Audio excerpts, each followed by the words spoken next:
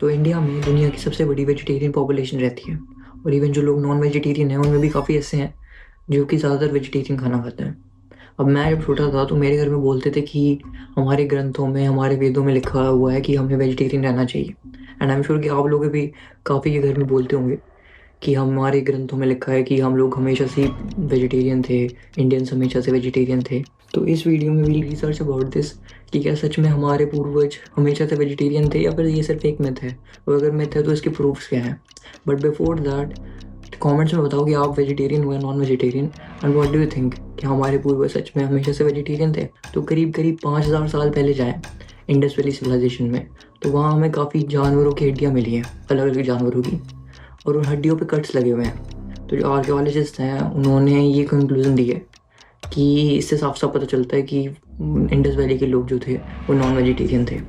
हालांकि सिर्फ non veg नहीं खाते थे, एग्रीकल्चर भी था, क्योंकि उसके भी हमें प्रूफ मिले हैं। अब इससे करीब 2000 से 1500 साल आगे आ जाते हैं वैदिक पीरियड में। अब वेदों का नाम जैसे ही आता है तो हमें ऐसा लगता है कि वेद तो किसी दूसरे प्लेनेट की टेक्स्ट हैं, क्योंकि उसमें संस्कृत भी बहुत ही ज़्यादा पुरानी यूज़ हुई है, बहुत कॉम्प्लेक्स संस्कृत यूज़ हुई है। पर ऐसा नहीं है, वेदों से हमें अपनी काफ़ी हद तक काफ़ी हिस्ट्री पता चलती है।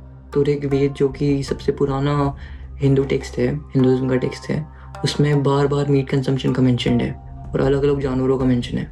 अब इससे एक कॉन्ट्रोवर्शियल क्वेश्चन आता है कि क्या वैदिक जो लोग थे, वैदिक पीरियड में जो लोग थे, वो बीफ कंजम्पशन भी करते थे। अब मैं कोई प्रोपेगेंडा तो नहीं चलाना चाहता, पर वेदों में गाय के लिए बार बार अघन्य, एक संस्कृत का वर्ड है, अघन्य शब्द का यूज हुआ है। और अघन्य का मतलब है जिसको मारना ना चाहे, that which should not be killed.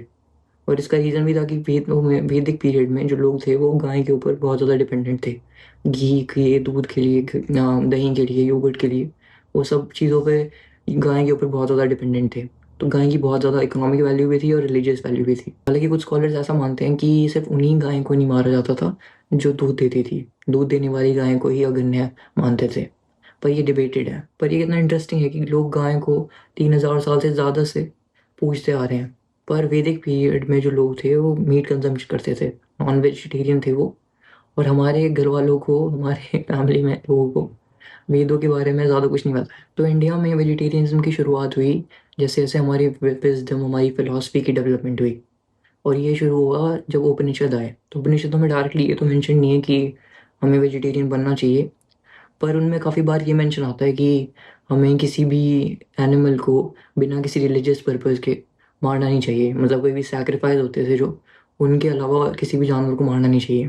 पर प्रॉपरली जो वेजिटेरियनिज्म की स्टार्ट हुई इंडिया में, वो जैनिज्म और बुद्धिज्म जब इमर्ज हुए वो तब हुई। जैनिज्म में तो वेजिटेरियनिज्म काफ़ी ज़्यादा स्ट्रिक्ट था, पर बुद्धिज्म में इनिशियली मीट कंजम्पशन बिल्कुल बैन नहीं था। अब इसके बाद तो हर जगह वेजिटेरियनिज्म का ही बोलबाला हो गया। जैसे कि पुराणों में भी हम देखते हैं कि वेजिटेरियनिज्म का बार बार प्रमोशन होता है, और इवन भगवत गीता में तो मीट कंजम्पशन को तामसिक फूड में डाला गया, तामसिक डाइट में, जो कि सबसे बेकार तरह की डाइट है, जिससे आपका दिमाग सही तरीके से काम नहीं करेगा। और ऐसे ही धीरे धीरे लोग इंडिया में वेजिटेरियन बनते चले गए।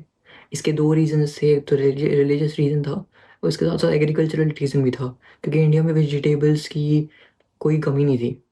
एग्रीकल्चर बहुत अबंडेंस में था, तो वेजिटेबल्स और वेजिटेरियन जो सोर्सेज थे वो काफ़ी ज़्यादा अवेलेबल थे। और इसी वजह से जो कोस्टल एरियाज थे जहाँ वेजिटेबल्स उतने ज़्यादा अवेलेबल नहीं थे, और साउथ इंडिया में भी, वहाँ वेजिटेरियनिज्म उस तरीके से नहीं बढ़ा। और आज भी हम यही देखते हैं कि वहाँ वेजिटेरियन, वहाँ नॉन वेज लोग ज़्यादा हैं। और इसमें एक और इंटरेस्टिंग बात है कि उन लोगों के लिए जो कि नॉन वेजिटेरियन खाना खाते थे, उनको अडाप्ट करने के लिए रिलीजन में ऐसे रूल्स बनाए गए, लोकल रूल्स, कि वो भी अडाप्ट हो सकें, वो भी कंपैटिबल बन सकें रिलीजन के साथ साथ। और ये हिंदुज़म की एक काफ़ी अच्छी खासियत भी थी। So this was the history of vegetarianism in India, and if you are interested in objective research of topics like this one, then please subscribe.